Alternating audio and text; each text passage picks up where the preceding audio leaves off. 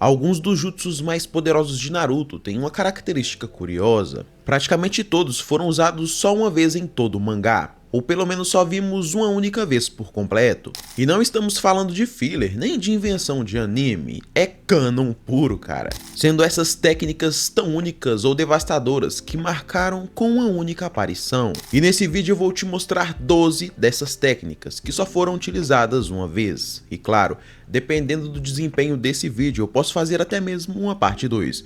Então me fortalece com seu like e hype esse vídeo. Mokuton Shinsu Senju. A arte sábia estilo madeira de 1000 mãos é um dos jutsus mais históricos do mundo ninja. A primeira e provavelmente única vez que vimos o Hashirama usar foi contra o Madara no Vale do Fim. E ali a gente entendeu por que chamavam Hashirama de Deus dos Shinobis. Para começar, esse jutsu só pode ser ativado no modo sábio, e quando esse jutsu é ativado, Hashirama invoca uma estátua de madeira colossal. Seu Buda era simplesmente maior que a Kurama e até mesmo que o Susanoo completo do Madara. Atrás da figura principal surgem centenas de braços em círculos concêntricos. As mãos frontais ficam unidas como se estivessem rezando. E essa estátua é tão poderosa que ela serve para praticamente tudo. Ataque direto, defesa e até para lançar outras técnicas. Ela é tão poderosa que é quase impossível se aproximar do Hashirama enquanto ele a invoca. O Buda de madeira é tão poderoso que ele imobilizou Kurama sem esforço algum. E sobre sua cabeça ainda dá para invocar o humano de madeira. E com ele, Hashirama pode usar até mesmo o jutsu de restrição do estilo Hokage. O Hashirama era tão absurdo que ele tinha uma técnica que tinha a capacidade de colocar até mesmo o Kurama para dormir. Essa técnica é tão poderosa que nem mesmo o Zetsu, que tentou fazer o mesmo, conseguiu chegar perto. Então pode-se dizer que essa técnica lendária só foi utilizada uma única vez e dessa maneira. O Genjutsu Templo de Nirvana. Todo mundo se lembra da época nostálgica do Exame Chunin. E cara, tem umas cenas que é simplesmente marcante. E essa cena é basicamente quando Kabuto liberou uma técnica ilusória que cobriu um estádio inteiro. Essa técnica é chamada de Templo do Nirvana, onde palmas brancas caíam do céu como uma nevasca suave. Mas sabemos que aquele era na verdade um genjutsu massivo. Quem olhasse para as palmas por tempo demais caía em um sono profundo, e não era um sono comum não. Só alguns jonins e ninjas experientes conseguiram se libertar dessa técnica. Com isso, Kabuto neutralizou milhares de pessoas ao mesmo tempo, criando um silêncio total antes do ataque à Vila da Folha. Essa técnica é tão insana que se você não quebra ela com rapidez, o impacto é imediato. Em poucos segundos, vimos que ela apagou quase todo mundo sem usar força. Você pode até considerar que essa é uma técnica simples, mas a estratégia do Kabuto é sim brilhante. Pensa comigo, desestabilizar todo mundo sem levantar suspeitas. Pra mim, isso só mostra o lado mais tático do combate shinobi. Ali, naquele momento, ficou claro que o Kabuto era muito mais do que apenas um ajudante do Orochimaru. Genjutsu Efêmero. O jutsu efêmero é um jutsu do Itachi, e esse também é outro caso raro e bastante conhecido dentro da fandom. Pode-se dizer que essa técnica é incrivelmente eficiente. Diferente de outros genjutsus, ela não precisa do contato visual nem de selos manuais. Claro que o Itachi concentra o seu Sharingan na ponta dos seus dedos, mas depois que a técnica é ativada, ele só precisaria apontar o dedo para o seu alvo, e simples assim. Esse genjutsu foi utilizado contra o Naruto no começo de Naruto Shippuden, e cara, o gesto do Itachi foi simplesmente insano. E o Naruto caiu feito um pato na armadilha mental do Uchiha. Dentro do genjutsu, o Itachi bombardeou ele com visões e ilusões, tanto corvos virando shurikens, distorções de seus sentidos e o mais perturbador. Vimos que o corpo do Naruto se transformava em partes nas pessoas que ele amava. E o pior é que essas figuras o torturavam emocionalmente, quebrando seu psicológico. E parando para pensar melhor, cara, o Itachi fez tudo isso sem nem tocar no Naruto. Se não fosse pela Sakura e pela Shio, o Naruto teria sido completamente neutralizado. Então sim, esse genjutsu é extremamente rápido, sutil e perigoso. O genjutsu dos sapos. Entre os genjutsus sonoros mais poderosos, tem o canto de confrontação do sapo. Esse é um genjutsu baseado em som usado por Jiraiya contra Pen. tecnicamente, esse não é um jutsu dele, mas de suas invocações. Essa técnica é utilizada pelos grandes sábios do Monte Myoboku, Fukasaku e Shima. A melodia e a letra são tão complexas que nenhum outro sapo conseguiu repetir. O único ponto fraco desse genjutsu é que sua preparação leva um tempo, e nesse intervalo o Jiraiya precisa se virar. Mas quando essa técnica se completa, o seu efeito se torna devastador. Não importa quantos inimigos estão por perto, se ouvirem o canto, caem direto na ilusão. Os 3 caminhos de Pen que lutavam contra o Jiraiya, quando eles escutaram o canto dos sapos, eles ficaram paralisados presos naquela ilusão. O mais interessante é que mesmo dentro da ilusão, os inimigos continuam conscientes, mas sem poder reagir. Pelo que vimos, a única forma de quebrar o genjutsu é com ordens diretas ou perfurando os corpos dos Pens com espadas especiais, como o próprio Jiraiya fez. Um dos jutsus mais poderosos do estilo raio, o Kirin.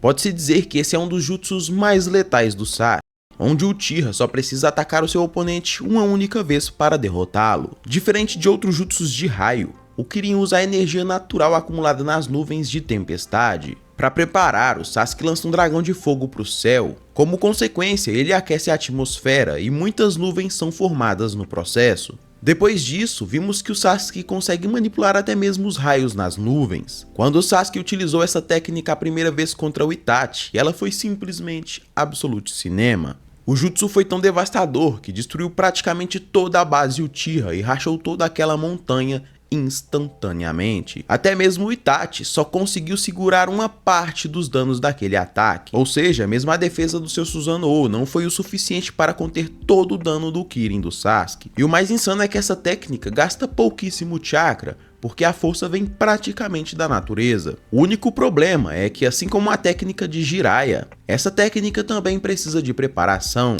O selo inverso de 4 símbolos. Um jutsu de selamento extremamente poderoso que se ativa com a morte do usuário. Quando o Danzo foi encurralado tanto pelo Obito quanto pelo Sasuke, ele se sentiu pressionado a ponto de ativar esse jutsu. Quando essa técnica é ativada, um selo é formado em seu peito. Nisso, ele libera uma marca negra que cresce e forma uma esfera sombria ao redor. Como demonstrado, tudo dentro dessa esfera é selado junto com o corpo do usuário. Embora essa técnica seja extremamente poderosa, ela acaba sendo uma técnica kamikaze, assim como é a técnica final do Deidara. E agora, uma das maiores surpresas da Akatsuki, Konan. Konan prepara um jutsu para matar o Obito de uma vez por todas, sendo essa técnica um mar de papel. Cara, a Konan foi tão insana que ela preparou simplesmente 600 bilhões de selos explosivos. Era tanto papel que o Obito acabou se perdendo naquela imersão de papéis. Quando o Obito caiu naquela armadilha, o chão se abriu e ele começou a se afundar em um abismo cheio de papéis bombas. As explosões duraram cerca de 10 minutos seguidos. Isso porque o Kamui do Obito só deixa ele intangível por 5 minutos. Konan calculou tudo com precisão absoluta. Se ele não tivesse o Izanagi ali naquele momento, pode ter certeza que ele teria morrido ali. Na minha opinião, embora forçado, esse foi um dos planos mais inteligentes e visuais de toda a série de Naruto. A Lotus da Samambaia de Kimimaro. Durante a luta contra Rock Lee e Gaara, Kimimaro cobriu todo o terreno com espinhos de ossos. Aquela técnica parecia simplesmente letal para qualquer um que estivesse naquele cenário. Aquela técnica simbolizava meio que uma floresta de lanças saindo do chão. Era impossível correr ou pular sem ser atingido. E o mais impressionante é que o Kimimaro podia se fundir com esses ossos e surgir do nada para atacar de surpresa. Gaara até consegue se salvar levando Rock Lee consigo, mas tudo isso foi graças à técnica automática de sua areia. Mas não dá pra negar que eles foram salvos pelo roteiro, já que quando Kimimaro os atacou de surpresa, ele acabou falecendo no último momento. Arte Eremita, técnica do extremo branco. Esse também é um jutsu que só apareceu uma única vez em Naruto, e mesmo assim foi tão insano que a gente nunca esqueceu. O dragão branco foi utilizado a primeira vez contra a dupla de Uchiha, Itachi e Sasuke. Kabuto, ao dominar o modo sábio das cobras, ele dominou técnicas simplesmente insanas, sendo uma dessas o jutsu do dragão branco. Quando essa técnica é ativada, ele libera um jutsu em forma de explosão de luz e som que desregula todos os sentidos do seu inimigo. E o mais impressionante é que o Kabuto não é afetado pelo próprio jutsu, já que vimos que ele continua lutando normalmente. Na minha opinião, esse foi um dos jutsus que poderia sim ter acabado com a dupla de irmãos Uchihas.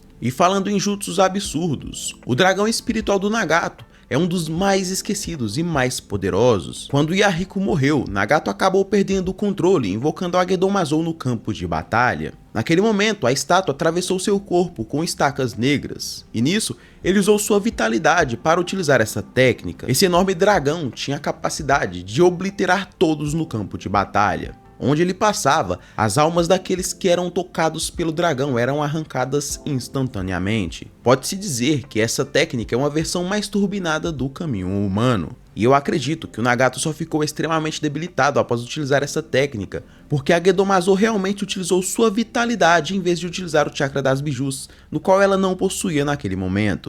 O Jutsu Sábio da Reencarnação Inorgânica. Cara, esse jutsu é simplesmente bizarro, já que o Kabuto, utilizando a energia natural, tinha a capacidade de dar vida às coisas como pedras e terra. De repente, o chão começa a atacar sozinho, e nem mesmo o Sharingan conseguia prever esses movimentos. Numa dessas cenas, várias estacas surgem de diversos pontos, acertando Itachi. Claro, ele tem tempo de reação, mas ele usa esse tempo para salvar o Sasuke. Agora imagina se o Itachi hesita por um único segundo. Cara, era hit kill na certa.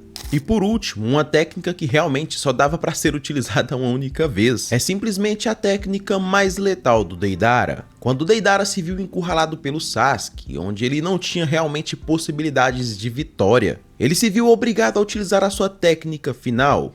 Ou seja, se eu não consigo vencer o meu oponente, pelo menos eu vou forçar o empate. Essa técnica só foi utilizada uma vez, mas deixou sua marca em toda a fandom. Esse jutsu é tão poderoso que devastou vários e vários quilômetros daquela floresta rapidamente. Muitos afirmam até hoje que o Sasuke só sobreviveu por puro roteiro forçado. E o mais impressionante é que o Deidara é um dos únicos Akatsuki, junto aos 6 caminhos de Pen, que possui a capacidade de varrer uma aldeia inteira. Mas e aí, qual desses jutsus você acha que é o mais insano? Dentre todos, se você pudesse escolher um para utilizar por toda a sua vida, qual você escolheria? Já comenta aí. E o mais importante, se você chegou até aqui, me fortalece com seu like, hype esse vídeo e compartilha esse vídeo com aquele seu amigo que curte Naruto. É isso, nação. Eu te espero no próximo vídeo. Fui.